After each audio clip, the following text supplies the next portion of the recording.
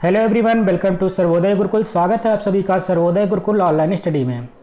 दोस्तों, आज हम इस वीडियो में पढ़ने वाले हैं हिंदी वर्णमाला के बारे में। जैसा कि आप सभी जानते हैं, जो हिंदी वर्णमाला टॉपिक है वो बहुत ही इम्पॉर्टेंट है सभी एग्ज़ाम के लिए जिसमें हिंदी पूछी जाती है।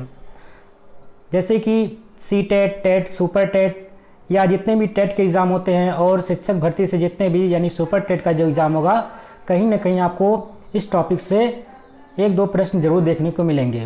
तो ये टॉपिक बहुत ही इम्पॉर्टेंट है, तो आप इस वीडियो के अंत तक बने रहिएगा। साथ ही साथ अगर इस चैनल पे आप नए हैं तो चैनल को सब्सक्राइब कर लीजिएगा। शुरुआत करते हैं भाषा। तो भाषा हमारा क्या है? भाषा जो है संस्कृत के भाष शब्द से लिया गया है। भाषा जो है हमारा वो संस्कृत के भाष शब्द से लिया गया है और भाष शब्द का अर्थ होता है बोलना। क्या होता है? भाष शब्द का अर्थ है बोलना। भाषा की अगर सार्थक इकाई की बात करता है तो भाषा की सार्थक इकाई है वाक्य। अगर वर्णमाला हम देखते हैं, वर्णमाला किसे कहते हैं, तो आइए देखते हैं वर्ड किसे कहते हैं। सबसे पहले हेडिंग पड़ेगा वर्ड। भाषा की सबसे छोटी इकाई ध्वनि है। जो भाषा की सबसे छोटी इकाई है, अगर आपसे किसी ने पूछा वर्ड किसे कहते हैं तो क्या बताएंगे? भाषा की सबसे छोटी इकाई ध्वनि है। इस ध्वनि को वर्ड कहते हैं। ये जो ध्वनि होती है इसी को हम क्या बोलेंगे? वर्ड बोलेंगे। ठीक है। अगर आपसे किसी ने पूछ लिया कि वर्ड बताइए क्या होता है, तो आप बताएंगे भाषा की सबसे छोटी इकाई ध्वनि है और इस ध्वनि को ही हम क्या कहते हैं? वर्ड कहते हैं। वर्णमाला, अगर हेडिंग डालिए अगला, वर्णमाला क्या होता है? तो वर्णों के व्यवस्थित समूह को ही हम क्या कहते हैं? वर्णमाला कहते हैं। जो वर्णों को हम एक व्यवस्थित समूह में रख देते हैं तो उसको क्या बोला जाता है? वर्णमाला बोला जाता है। हिंदी के उच्चारण के आधार पर वर्णों की संख्या 45 है। अगर उच्चारण की बात करते हैं, उच्चारण के आधार पर वर्णों की संख्या कितनी है? 45 है, जिसमें से 10 स्वर है और 35 व्यंजन है। दोस्तों, इसमें 10 स्वर इसलिए हैं क्योंकि री को यहाँ पे नहीं ऐड किया गया। अगर री को ऐड कर लिया जाएगा तो ये 11 स्वर हो जाएंगे। ठीक है। तो आगे हम इसको डिस्कशन करेंगे, आगे पोर्शन में आएगा तो वहाँ पे 11 स्वर, 13 स्वर या मूल स्वर जो होते हैं सब कुछ वहाँ पे बताया जाएगा। तो अब देखते रहिए, बस वीडियो को अंत तक देखते रहिएगा आप। एवं लेखन के आधार पर, अगर लेखन की बात करता है तो वर्डों की संख्या 52 होती है। अगर आपसे पूछा गया प्रश्न में उच्चारण के आधार पर बताइए वर्डों की संख्या कितनी है, तो आपको टिक मारना है 45 पे। पर उसने बोल दिया लेखन के आधार पे, तो आप क्या बताएंगे? वर्डों की संख्या 52 है, जिसमें से 13 स्वर होते हैं, 35 व्यंजन होते हैं, जबकि 4 कितने हैं? संयुक्त व्यंजन भी हैं। स्वर, स्वर किससे कहते हैं? तो जो स्वर हमारे यहाँ पे दिए गए हैं, आपको दिख रहा होगा, छोटा आ से लेकर के आ तक जो है ये क्या कहलाते हैं? स्वर कहलाते हैं। पर इसमें एक री और 2 ये स्वर, इसको हम संयुक्त व्यंजन बोलते हैं, संयुक्त स्वर बोलते हैं, जबकि अंक आ को हम अयोग वाह बोलते हैं। ठीक है। तो यही टोटल अगर कुल स्वरों की संख्या आपसे पूछा जाएगा तो हम बताएंगे 13, जबकि मूल स्वर पूछे जाएंगे तो मूल स्वर 4 होते हैं। तो व्यंजन, आइए देखते हैं व्यंजन क्या होता है। व्यंजन, इस वर्ण को देवनागरी की लिपि यानी वर्णमाला या नागरिकी वर्णमाला भी कहते हैं। ये जो लिपि जो होती है इसको हम क्या कहते हैं? वर्णमाला को, इस वर्णमाला को देवनागरी वर्णमाला या नागरी वर्णमाला भी कहते हैं। जैसे आपका एक का वर्ग, इसको हम बोलते हैं का से लेकर डा तक। चा वर्ग है, चा से यहाँ तक। टा वर्ग है, टा से अड़ा तक। और ता वर्ग है, ता से ना तक। जबकि पा वर्ग आपका कहलाता है पा से मा तक। यानी का, खा, गा, घा, अंगा, ये सब हमारे क्या कहलाते हैं? व्यंजन। अब इसमें कुछ और भी होते हैं, जैसे कि आपको देखने को मिलता है, इसके आगे हम पढ़ेंगे तो यारा लावा भी आता है। तो ये यारा लावा क्या होते हैं? हमारे अंतस्थ व्यंजन कहलाते हैं। कौन से व्यंजन कहलाते हैं? अंतस्थ व्यंजन। उस व्यंजन की अगर बात करता है तो बड़ा सा, मूर्धन्य सा, छोटा सा और हा, ये क्या कहलाते हैं? उस व्यंजन। इन सबको हम आगे डिटेल में पढ़ेंगे तो सब कुछ वहाँ पे जानेंगे। संयुक्त व्यंजन कौन होते हैं? छ, त्र, ज्ञा और री।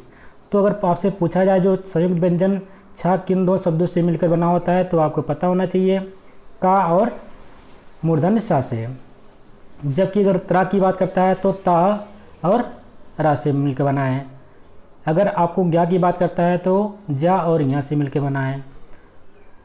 अगर री की बात करता है तो आपका बन जाएगा शा और री, रा, तो ये दोनों मिलके बन जाएंगे री।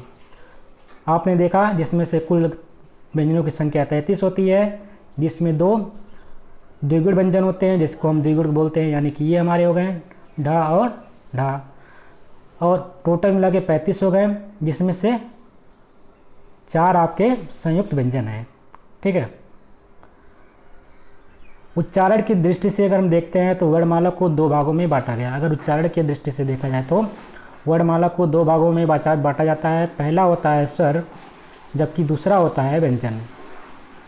तो सबसे पहले हम स्वर की बात करते हैं। स्वर की परिभाषा क्या है? तो स्वतंत्र रूप से बोले जाने वाले वर्ण स्वर कहते हैं। जो वर्ण यानी जो वर्ण होते हैं जो स्वतंत्र रूप से बोले जाएं उन्हें हम क्या बोलते हैं? स्वर कहते हैं। इनका उच्चारण बिना किसी दूसरे वर्ण की सहायता से हो सकता है। इनका जो उच्चारण होता है हम बिना किसी दूसरे वर्ण की सहायता से कर सकते हैं। ठीक है। इसके 3 टाइप्स मूल रूप से माने गए हैं। एक होता है ह्रस्व स्वर, जिसको हम मूल स्वर के नाम से भी जानते हैं। दूसरा होता है दीर्घ स्वर, जैसे कि बड़ा आ, छोटी, बड़ा ऊ, ए, ऐ, ओ और औ। ये कितने टोटल? इनकी संख्या 7 होती है। और आगत स्वर ये होते हैं आप पे आधा चंद्रबिंदु, इसको बोलते हैं आगत स्वर। प्लुत स्वर क्या होते हैं? हे राम, ओम। जैसे कि यहाँ पे हम बोल रहे हैं ओम, अगर ओम हम लिखेंगे तो बीच में ये आपका आ रहा है, तो यानी खींच के इसको पढ़ना कि ज़्यादा ही खींच के पढ़ना, तो ये कहलाते हैं प्लुत स्वर कहलाते हैं। ठीक है। अगर आपसे ह्रस्व स्वर पूछ ले कितने संख्या है या मूल स्वरों की संख्या है, तो जो छोटा आ, छोटी ई, छोटा ऊ और री है ये कितने हैं? सभी ये मूल स्वर कहलाते हैं। इनको मूल स्वर। प्रश्न में पूछा गया मूल स्वरों की संख्या कितनी है? अगर आपके ऑप्शन दे दिए गए हैं 4, 11, 13 और 6, तो आपको टिक मानना है किस पे? 4 पे। ठीक है। अगला प्रश्न, अगला टॉपिक है स्वरों का वर्गीकरण। हम स्वरों का वर्गीकरण किस आधार पे कर सकते हैं? अगर हम देखते हैं मात्रा या उच्चारण के आधार पर स्वरों का वर्गीकरण कैसे होता है, तो आइए सबसे पहले देखते हैं ह्रस्व स्वर किसे कहते हैं। तो आपने अभी ऊपर ही देखा ह्रस्व स्वर कौन कौन से होते हैं? जिनके उच्चारण में कम समय यानी कि एक मात्रा का समय लगता है उसको हम बोलते हैं ह्रस्व स्वर। जैसे कि ये 4 होते हैं, कौन कौन से हैं? छोटा आ, छोटी ई, छोटा ऊ और री। इनको मूल स्वर भी कहते हैं। हम पहले बता दिए कि जो ह्रस्व स्वर होते हैं उन्हीं को क्या बोलते हैं? मूल स्वर के नाम से भी जाना जाता है। दीर्घ स्वर क्या होता है? जिनके उच्चारण में ह्रस्व स्वर से अधिक समय लगता है, यानी कि दुगना समय लगता है। जैसे कि उनको हम क्या बोलते हैं? दीर्घ स्वर। और इनकी संख्या कितनी होती है? इनकी संख्या होती है 7। जैसे कि आपने देखा बड़ा आ, बड़ी, बड़ा ऊ, ए, ऐ, ओ, औ, ये सब क्या है? दीर्घ स्वर कहलाते हैं। प्लुत स्वर क्या होते हैं? जिन स्वरों के उच्चारण में दीर्घ स्वरों से भी अधिक समय लगता है उन्हें हम कहते हैं प्लुत स्वर। जैसे कि हे राम, ओम। अगर ओम लिखते हैं, ओम, आप देख रहे होंगे इस प्रकार के बीच में शब्द आते हैं, तो यही जो होता है यही इसका एक पहचान होता है, जिससे हम पहचान सकते हैं कि यहाँ पे यानी इसको बहुत ज़्यादा थोड़ा खींच के पढ़ना पड़ता है, और तो हम देखते हैं वहाँ पे इसको प्लुत स्वर कह सकते हैं। अगला है सेकंड नंबर है जीभ के आधार पर। अगर हमारी देखा जाए तो जीभ के आधार पर स्वरों की संख्या कैसी कितनी होती है, तो अगर हम जीभ के आधार पर देखते हैं तो इसमें अग्र स्वर आता है, मध्य स्वर आता है और पश्च स्वर आता है। अगर हम जीभ के आगे वाले भाग की बात करते हैं तो जिन स्वरों के उच्चारण में जीभ का अग्र भाग काम करता है उन्हें हम कहते हैं अग्र स्वर। जैसे कि अगर हम देखते हैं छोटी ई, बड़ी ई, ए, ऐ, इसको अगर हम बोलेंगे तो हमारा कहीं ना कहीं जो जीभ का अगला भाग होता है वो काम करेगा। इस प्रकार के स्वर को हम बोलेंगे अग्र स्वर। मध्य स्वर किसे कहते हैं? मध्य स्वर के सिर्फ एक ही स्वर है, कौन सा है? जीभ का मध्य भाग काम करता है, उसे हम बोलते हैं मध्य स्वर। अगर हम छोटा आ बोलेंगे तो हमारा जो बीच का मध्य भाग होता है वही काम करेगा। तो हिंदी में छोटा आ स्वर केंद्रीय स्वर का, इसको एक और नाम से जाना जाता है। कौन सा नाम है? केंद्रीय स्वर। ये छोटा आ है इसको हम एक और नाम से जान सकते हैं, इसका नाम होता है केंद्रीय स्वर। इसको भी ध्यान में रखिएगा। पश्च स्वर किसे कहते हैं? उच्चारण में जीभ का पश्च भाग काम करता है, जैसे कि बड़ा आ, छोटा ऊ, बड़ा ऊ, ओ, औ, आ। तो ये सब क्या कहलाते हैं? पश्च स्वर कहलाते हैं। इसमें हमारा जो जीभ होता है, जीभ का अगर इसको बोलेंगे तो जो जीभ का पिछला हिस्सा होता है वो काम करेगा। तीसरा है मुख के खुलने के आधार पर। अगर हम मुँह अपना खोलते हैं उसके आधार पर अगर इसको देखते हैं स्वर कितने प्रकार होते हैं, तो यहाँ पे दिया गया है 3 प्रकार। कौन कौन से? विव्रत, 4 प्रकार के होते हैं। कौन कौन से होते हैं? विव्रत होता है जिसको हम ओपन कह सकते हैं, अर्ध विव्रत होता है जिसको हम हाफ ओपन कह सकते हैं, समव्रत होता है जिसको क्लोज्ड कह सकते हैं, जबकि अर्ध समव्रत होता है जिसको हम हाफ क्लोज्ड बोल सकते हैं।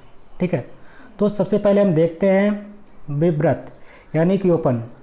ओपन में क्या होता है? जिन स्वरों के उच्चारण में मुंह पूरा खुलता है, जैसे कि अगर हम बड़ा आ बोलेंगे तो हमारा मुंह पूरा खुलेगा, तो इसको हम बोलते हैं विव्रत। ठीक है। दूसरा कौन सा है? अर्धविव्रत यानी कि हाफ ओपन, जिसमें मुंह ज़्यादा आधा खुले, उसको हम बोलेंगे अर्धविव्रत। यानी जिन स्वरों के उच्चारण में मुंह का जो मुख द्वार होता है वो आधा खुलता है। जैसे कि कौन कौन से इसके अंदर स्वर आते हैं? छोटा आ, ए, औ, आ। तो ये इसके अंतर्गत आते हैं अर्धविव्रत के अंतर्गत। समव्रत किसे कहते हैं? यानी क्लोज्ड की बात करता है। तो जिन स्वरों के उच्चारण में मुख सबसे कम खुलता है। अगर हम ई बोल के देखिए, आप बड़ी ई की बोल के देखिए, छोटा ऊ बोल के देखिए, बड़ा ऊ बोल के देखेंगे, तो इसमें जो आपका मुंह होता है, मुख होता है, वो कितना होता है? बहुत ही कम खुलता है। अगला है अर्धसमव्रत। अर्धसमव्रत वो होते हैं जिन स्वरों के उच्चारण में मुख द्वार आधा बंद रहता है। इसमें खुलता है फिर भी, लेकिन जो अर्धसमव्रत होते हैं उसमें आधा बंद रहता है। जैसे कि ए, ओ को हम बोलेंगे तो अगर आप बोल के देखेंगे तो यहाँ पे आपका मुख जो होता है वो आधा बंद रहता है। चौथा है होठों की स्थिति के आधार पे, आपके होठ कैसे मूवमेंट कर रहे हैं उस आधार पे भी यहाँ पे आपके स्वर को बांटा गया है। कितने भागों में? तो यहाँ पे आपको 2 भागों में। कौन कौन से हैं? अवृत्तमुखी और दूसरा है वृत्तमुखी। वृत्त मतलब कि गोला, यानी कि एक में गोला बनेगा, ऊपर वाले में नहीं बनेगा। तो इस प्रकार यानी कि जिसमें नहीं बने उसको अवृत्तमुखी बोला गया है, जिसमें गोला जो होठ को बोलते हैं उस समय आपका होठ जो गोल होना चाहिए हम उसको बोलेंगे वृत्तमुखी। तो आइए देखते हैं अवृत्तमुखी क्या होते हैं। जिन स्वरों के उच्चारण में होठ वृत्तमुखी या गोलाकार नहीं होते हैं उन्हें हम बोलते हैं अवृत्तमुखी। जैसे कि छोटा आप बोलेंगे तो आपका होठ कहीं भी गोल नहीं होगा। बड़ा आ बोलेंगे तब भी आपका मुंह गोल नहीं होगा, आपका जो होठ है वो गोल नहीं होंगे। छोटी ई बोलेंगे तब भी नहीं होंगे। इस प्रकार बड़ी ई है, ए है, ऐ है, तो ये सब क्या कहलाते हैं? अवृत्तमुखी। जबकि वृत्तमुखी वे होते हैं जिन स्वरों के उच्चारण में होठ वृत्तमुखी या गोलाकार होते हैं, उन्हें हम क्या बोलते हैं? वृत्तमुखी स्वर कहते हैं। जैसे कि छोटा ऊ, बड़ा ऊ, ओ, औ, अंक। अगर इसको आप बोल रहे हैं तो आपको देखने को मिलेगा कि आपके जो होठ हैं वो क्या होते हैं? गोल हो जाते हैं।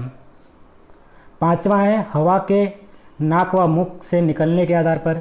अगर हम बात करते हैं हवा और नाक के मुख से जो निकलती है, अगर नाक से निकलेगी तो उसे क्या बोलेंगे और मुख से निकलेगी तो उसे क्या बोलेंगे, इस आधार पर स्वरों के भेद। तो सबसे पहले देखते हैं निर्नुनासिक। तो निर्नुनासिक इसको या मौखिक स्वर भी कहते हैं। जैसे कि जिन स्वरों के उच्चारण में हवा केवल मुंह से निकलती है उन्हें हम क्या बोलते हैं? मौखिक स्वर। जैसे कि छोटा, बड़ा, छोटी आदि। अनुनासिक किसे कहते हैं? जिन स्वरों में उच्चारण में हवा मुख के साथ साथ नाक से भी निकलती हैं उन्हें हम क्या बोलते हैं? अनुनासिक। जैसे अगर अंक, अह, बड़ी ई आदि बोलेंगे तो कहीं ना कहीं आपके नाक से भी निकलेगी हवा और आपके मुंह से निकलेगी। आप ट्राई करके एक बार ज़रूर देखिएगा। हिंदी में सभी स्वर जो होते हैं अनुनासिक होते हैं। जितने भी हिंदी में स्वर होते हैं सभी क्या कहलाते हैं? अनुनासिक। यानी कि इसमें मुंह से भी हवा निकलती है और नाक से भी हवा निकलती है। तो इसको इंपॉर्टेंट में डाल लीजिएगा, आप याद कर लीजिएगा। घोषत्व की अगर छठे की बात करते हैं, छठे नंबर पे जो स्वरों का भेद है तो उसमें देखेंगे घोषत्व के आधार पर। तो अगर हम घोषित की बात करते हैं तो सबसे पहले जानेंगे घोष होता क्या है। तो घोष का अर्थ होता है स्वर तंत्रिकाओं में श्वसन का तंत्र, श्वसन का कंपन। जो हमारे स्वर तंत्रियाँ होती हैं, स्वर तंत्रिकाएँ जो होती हैं, उसके अंदर श्वसन का कंपन किस प्रकार के होता है, इसी को हम बोलते हैं घोष। यानी कि जब हम कोई चीज़ ऐसा कोई वर्ड बोलें या कोई स्वर बोले तो हमारी जो स्वर तंत्रियाँ होती हैं गले के पास, वोकल साउंड जिसको हम बोलते हैं, वहाँ पे कंपन होना चाहिए। सेकंड, स्वर तंत्री में जब कंपन होता है तो सघोष ध्वनियाँ होती हैं। अगर स्वर तंत्री में कंपन हो रहा है तो उसको हम बोलते हैं सघोष ध्वनियाँ। सभी स्वर जो होते हैं क्या कहलाते हैं, सघोष कहलाते हैं। इंपॉर्टेंट पॉइंट है, जितने भी स्वर हैं क्या कहलाते हैं, सघोष कहलाते हैं, क्योंकि इनके बोलने के लिए कहीं ना कहीं आपके स्वर तंत्रियों में कंपन जरूर उत्पन्न होगा, तो इसको आप ध्यान में रखिएगा। अगर हम देखते हैं स्वरों के पारस्परिक अंतर, अगर हम देख रहे हैं जो जितने चीज़ हमने पढ़ा उसको कहाँ कहाँ से बोला जाता है, तो एक यहाँ पे आपके साड़ी के माध्यम से यहाँ पे समझाने की कोशिश की गई है, तो उसके आप थोड़ा ध्यान से देखिएगा। हम पढ़ रहे हैं, देखते रहिएगा। अगर आ की बात करता है तो आ क्या होता है, हस्व होता है। आपने देखा छोटा जो होता है हस्व होता है, और इसका जो कहाँ से बोला जाता है तो किसका उच्चारण स्थान जो होता है कंठ से होता है। उसको हम मध्य स्वर भी कहते हैं या अर्ध विवृत स्वर भी कहते हैं। एक एक का यहाँ पे जितने भी स्वर हैं सबको समझाया गया है। जो आ की बात किया गया है तो उसको बोलेंगे हस्व। कंठ इसका होता है उच्चारण स्थान। मध्य यानी कि जो मुख्य या मध्य स्वर होता है इसको, यानी कि जो जीभ के आधार पर जो उसको बांटा गया है तो उसको मध्य स्वर बोलेंगे, और इसको अर्ध विवृत भी कहते हैं। बड़ा क्या होता है, इसको हम दीर्घ बोलते हैं। कंठ से भी बोला जाता है, इसको बोलते हैं पश्च स्वर, जो जीभ का पश्च भाग काम करता है यहाँ पे, और इसको बोला जाता है विवृत। ई की बात करते हैं तो हस्व होता है, इसका उच्चारण स्थान तालव्य है। इसको अग्र स्वर बोलते हैं क्योंकि ये जीभ के अगले हिस्से से बोली जाती है, और ये समविवृत होते हैं। बड़ी की बात करते हैं तो ये दीर्घ होता है, ये भी तालव्य से बोला जाता है, ये भी अग्रस्वर है और ये भी समवृत है। ऊ की बात करें तो ये हस्व है, होठ से बोला जाता है, पश्च स्वर है और समवृत है। बड़ा ऊ की बात करें तो ये दीर्घ है, ओष्ठ से बोला जाता है, पश्च स्वर है जबकि समवृत है। री की बात करते हैं तो री क्या है, री सिर्फ क्या है, हस्व है और मूर्धन्य है। ठीक है, ना तो ये पश्च से बोला जाता है ना तो समवृत विवृत होता है, तो इसको ध्यान में रखिएगा। रे क्योंकि ये संयुक्त व्यंजन है, ये ज़्यादातर यूज कहाँ पे होता है, इस संस्कृत भाषा का शब्द है। अगर ए की बात करते हैं तो ये में इसको हम बोलते हैं दीर्घ। कंठ तालव्य होता है, अग्र स्वर होता है, अर्ध समवृत होता है। ए की बात करते हैं तो दीर्घ होता है, कंठ तालव्य से बोला जाता है, जीभ का अग्रभाग काम करता है और अर्ध विवृत होता है। अगर ओ की बात करें तो दीर्घ होता है, कंठोस्थ होता है, पश्च स्वर काम करता है जबकि अर्ध समवृत होता है। औ की बात करते हैं तो ये दीर्घ होता है, कंठोष्ठ से बोला जाता है और पश्च स्वर काम करता है जबकि अर्ध विवृत होता है। यानी जितने चीज़ हमने पीछे पढ़े हैं उसको एक साड़ी में यहाँ पे हमने देख लिया है, इस साड़ी में समझ लिया है कि उसको कहाँ पे बोला जाता है, कौन सा दीर्घ स्वर है, किस उसका उच्चारण स्थान कहाँ पे है, जीभ के आकार पे कहाँ है, और विवृत आवृत जो भी है उसके आधार। री का प्रयोग केवल संस्कृत शब्दों में होता है, जैसे कि ऋण होता है, ऋषि होता है, ऋतु होता है आदि, ये क्या कहलाते हैं, री का प्रयोग वहाँ पे होता है। दोस्तों अगर आपको ये वीडियो अच्छी लगी है तो इसको आप ज़्यादा से ज़्यादा लाइक करिए, शेयर करिए और चैनल को सब्सक्राइब कर लीजिएगा। धन्यवाद दोस्तों, जय हिंद, जय भारत।